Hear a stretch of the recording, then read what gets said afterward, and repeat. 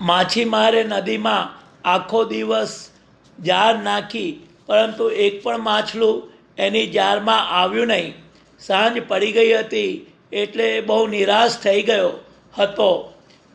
છતાં ઘેર જતાં પહેલાં છેવટની એક જાળ એણે નાખી જોઈ.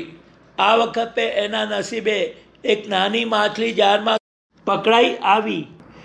જીવની જેમ જાળવીને માછીમારે જાળમાં સપડાયેલી એ નાની માછલીને પકડી, પરંતુ પોતાનો જીવ બચાવવાના હેતુથી નાની માછલી આજીજીના સ્વરે કહેવા લાગી, માછીમાર, મને આ વખતે જવા દે.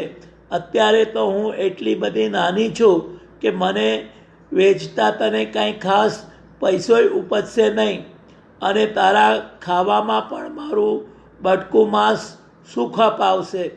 એટલું તો તારી દાઢમાં ભરાઈ રહેશે. એના કરતાં અત્યારે તું મને છોડી મૂક. આવતા વર્ષે આ જ દિવસે તું આજે, એ વખતે હું ખાસી મોટી થઈ ગઈ હોઈશ. એ વખતે મને સુખેથી પકડજે. માછીમાર પાક્કો હતો.